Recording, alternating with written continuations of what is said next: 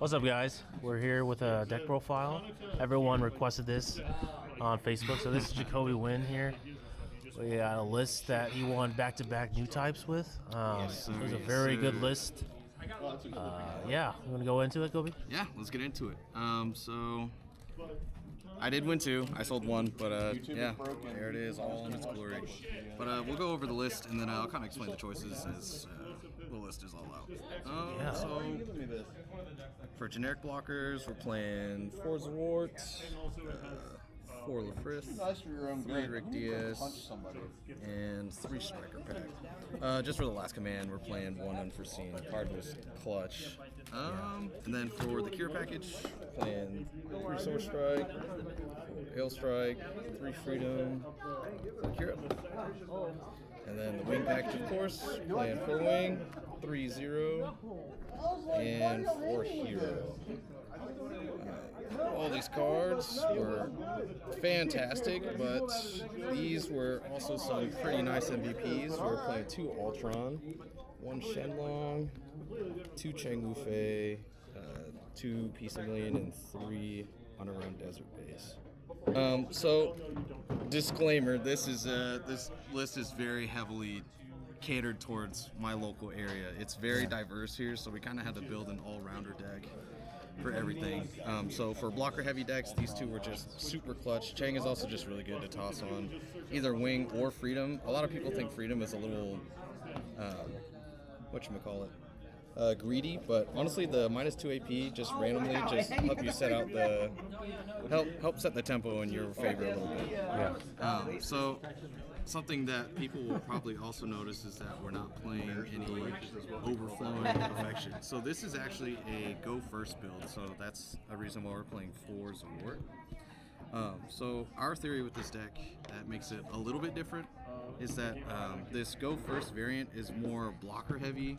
We want to just try to throw out as many blockers as we can early, and then by turn 3 or 4, probably 4, your opponent has to either burn their EX resource for Amro or whatever, or if they're playing in a different type of aggro or blocker deck, they're kind of forced to answer your blockers, otherwise you just kind of overwhelm them. And once they burn that EX resource, it puts you back in the resource bleed, which is what you want for this deck, and just not having to deal with the EX resource just made this deck a lot more manageable. Just not being set behind just helped out a lot. Yeah. My only 2 cents here is you can always, depending on your locals, you can always tweak this, remove one of the Ale Strikes and put it in another Shang here. Depending on the locals, like if you're playing a lot of blocker against a lot of blockers, you can like remove one of this, but a Shang and then remove Akira, of course.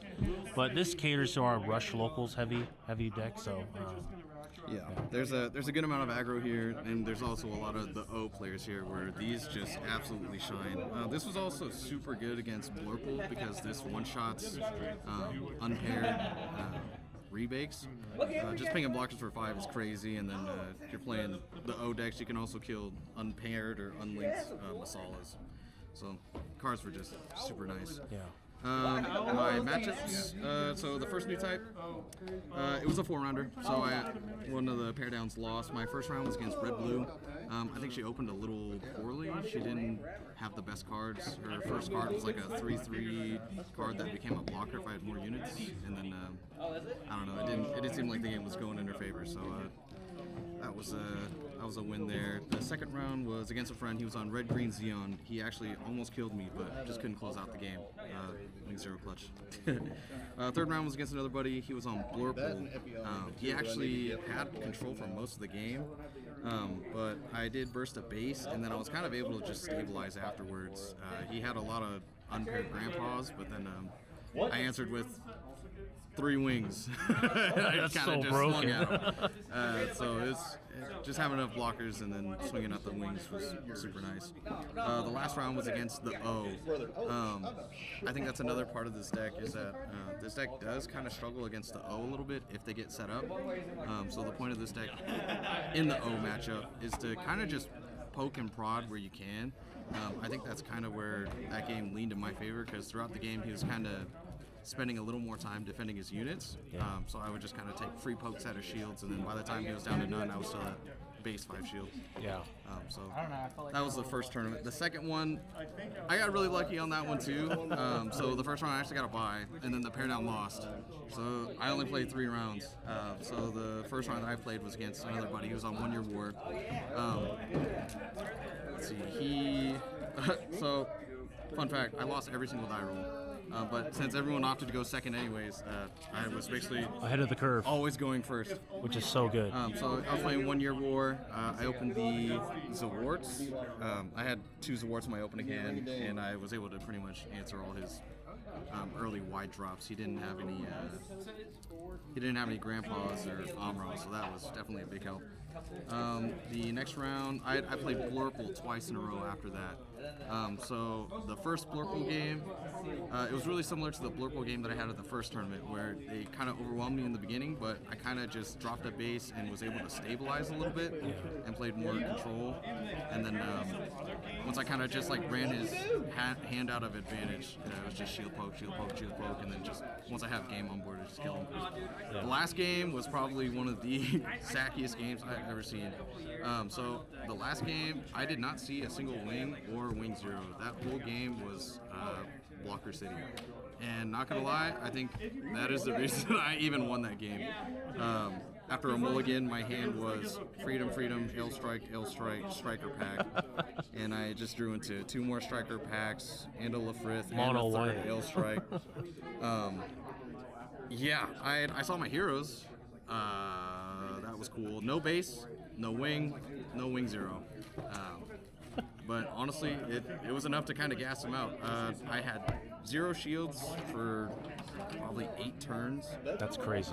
But just having blocker, it was just kind of insane. I love how this is structured because this tailors to like, instead of playing overflowing, you're always like hoping to draw the out. You're guaranteed seeing blockers and then striker packs. It's just so much stabilization in the late game. Not having to discard in this deck is probably super important. I think this deck definitely needs every single card that you see, and discarding it or overflowing into overflowing just felt extremely bad. And that theory, it paid out for us. I definitely would say there's a little bit of luck in there, but overall I think the way we structured the deck, how everyone wanted to go for second, or we just built for the meta around here. It was just really solid. Yeah. Any shout outs, Kobe? Biggest shout out to the man behind the camera and the channel, dude. Pretty much took this list and tested it against me for week after week. Oh man, the amount of wings and wing zeros I was eating was crazy. But we definitely helped shape this deck into something. But he took all the deck choices, the deck text, and the theory to go first, overflowing out. He definitely did a lot of the theorying, so I kind of just took the list and ran with it. Yeah, you got the output, dude. You got the freedom, bro. Freaking gorgeous. Nice. Love it. Yeah. But yeah, that's the deck. All right. Thanks everyone. Thanks Kobe for doing the deck profile. Hopefully we get to see more wins from now on out. All right, guys. Peace, guys.